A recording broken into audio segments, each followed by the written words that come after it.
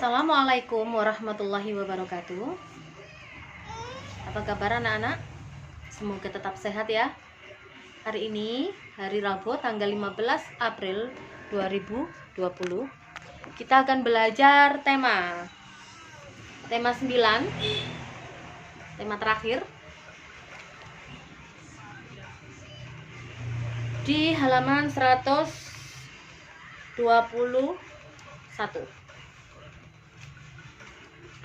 Maaf, 119. Oke. Yang pertama, bahasa Indonesia. Mengenal tentang iklan. Nah, halaman 120 itu kita akan belajar tentang iklan media cetak. Apa itu iklan media cetak? Iklan itu adalah informasi yang disampaikan untuk mempengaruhi seseorang agar membeli suatu produk atau menggunakan jasa yang diiklankan. Nah, iklan media cetak yang biasanya ada di koran, mohon maaf karena bunda di rumah nggak ada koran. Jadi ada contoh iklan baris yang tidak ada gambarnya. Di sebuah koran itu ada khusus iklan. Nah, yang nggak ada gambar-gambarnya itu namanya iklan baris. Sedangkan ada yang disebut juga dengan iklan kolom. Iklan kolom itu iklan informasi yang dikasih gambar. Nah, itu ada contohnya di halaman 121. Nah, di situ. Sedangkan tujuan daripada iklan itu sendiri mempengaruhi pembaca, kalau di media cetak ya, mempengaruhi pembaca agar membeli produk atau menggunakan jasa yang diiklankan. Nah, itu iklan media cetak. Ciri-ciri iklan informatif. Informatif itu memberikan informasi apa yang dibutuhkan oleh kita. Kemudian komunikatif. Komunikatif itu bahasanya itu bisa nyambung. Nah, enak. Sedangkan bahasanya juga harus singkat dan padat, tidak boleh bertele-tele. Dan yang terakhir pasti persuasif, yaitu menarik. Yang biasanya ayo, mari, nah itu bahasa persuasif. Oke, kita berganti ke IPA. Nah, seperti halnya beberapa waktu yang lalu sudah bunda sampaikan, kita akan belajar tentang zat tunggal dan zat campuran. Zat tunggal itu apa bunda? Zat tunggal itu hanya satu materi. Sedangkan zat tunggal sendiri itu ada yang dinamakan unsur dan juga ada yang dinamakan senyawa. Unsur itu apa? Unsur itu seperti oksigen, karbon dioksida, seng. Nah, itu unsur namanya. Sedangkan untuk yang senyawa itu seperti air. Itu senyawa. Nah, kemudian zat tunggal ini hanya terdiri satu materi, air aja. Nah, itu zat tunggal. Gula aja, itu zat tunggal. Kemudian kita ke zat campuran. Zat campuran itu adalah campuran dari dua atau lebih dari zat tunggal. Nah, contoh sekarang zat campuran. Kita mau buat wedang kopi. Nah, itu ada 3 campuran zat tunggal. Yang pertama air, kedua gula, ketiganya kopi. Nah, di situ. Sehingga kalau kita campur menjadi satu namanya zat campuran. Zat campuran sendiri dibagi menjadi 2. Yang pertama adalah zat campuran homogen dan yang kedua adalah zat campuran heterogen. Yang homogen itu yang seperti apa? Bunda kasih contoh. Yang homogen itu semisal air sirup. Air sirup itu sirup dengan air dicampur, diaduk. Itu contoh zat homogen.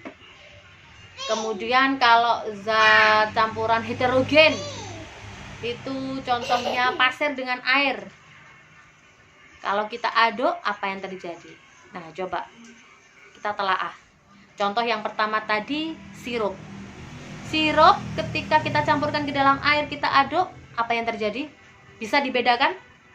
Tidak bisa, betul sekali. Karena tidak bisa dibedakan itulah dinamakan homogen. Nah, jadi satu kan? Kalau yang heterogen karena tidak bisa menyatu dan bisa dibedakan. Pasir dengan air ketika kita aduk, apa yang terjadi? Pasirnya turun, airnya ke atas. Nah, itu disebut dengan campuran heterogen. Oke, sekarang kita pelajaran terakhir SPDP. SPDP ini tentang motif jumputan. Nah, tugas nih buat anak-anak di halaman 150. Ada motif jumputan, mengenal batik jumputan. Bagaimana sih batik jumputan itu? Kan ada batik cap yang dicap-cap, ada batik printing seperti batik anak-anak itu, seragam sekolah itu namanya batik printing. Kemudian ada batik tulis. Nah, itu. Nah, sekarang kita akan mencoba membuat sendiri jenis batiknya, yaitu batik jumputan. Nah, bagaimana caranya, Bunda? Nah, ada caranya untuk membuat batik jumputan. Siapkan ya alat tulis dan buku. Alat-alat yang harus disiapkan yaitu yang pertama itu adalah kain mori. Kita akan mencoba membuat taplak. Kain mori sebisanya warnanya putih, kan akan kita warna. Kain mori yang kedua itu yaitu pewarna pakaian. Kalau biasanya kita belinya itu Sumbo, Wantek ya. Ya, Wantek itu ada di toko Songolas, di Pandaan Raya itu ada Wantek namanya. Kemudian botol air mineral. Bisa seperti ini, bisa botol air mineral yang sudah kosong. Kemudian karet gelang. Bunda tadi udah siapkan kayak gini, karet gelang. Nah, selanjutnya ada kresek yang besar ya, warna putih, warna merah yang kayak gitu. Bunda coba pakai ini aja karena ini contoh. Kemudian tadi Bunda juga sudah siapkan kain. Bunda coba pakai tisu. Nah, kemudian ada kresek sudah, air. Nah, air, garam, dan juga panci. Buat apa, Bunda? Nah, kita masuk ke langkah pertama. Siapkan panci, tuang dengan air dan juga campuran garam. Air dan garam dicampur. Nah, homogen kan? Nah, karena tidak bisa dibedakan. Nah, masukkan kain yang akan kita buat taplak tadi. Masukkan ke dalam, rendam, masukkan ke dalam campuran air garam tadi. Nah, selama kurang lebih 5-10 menit. Biarkan di sini di rendaman air garam. Nah, setelah 5 atau 10 menit, angkat kain tersebut dan peras. Diperas sampai keras sehingga airnya habis. Kalau perlu itu digibas-gibaskan. Nah, digibas-gibaskan seperti ini. Nah, selanjutnya sampai nggak ada air yang menetes ya. Selanjutnya bentuk kain sesuai dengan keinginan. Boleh seperti ini. Kainnya dibentuk seperti ini boleh. Boleh terserah. Nah, selanjutnya bentuk kain sesuai keinginan. Bagaimana cara membentuk kainnya? Kita buat aja. Kalau kita mau buat warna sendiri di tengah, kayak gini. Usahakan karetnya itu ngumpul jadi satu.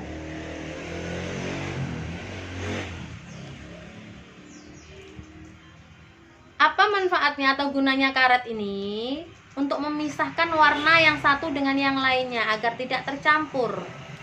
Nah, seperti ini.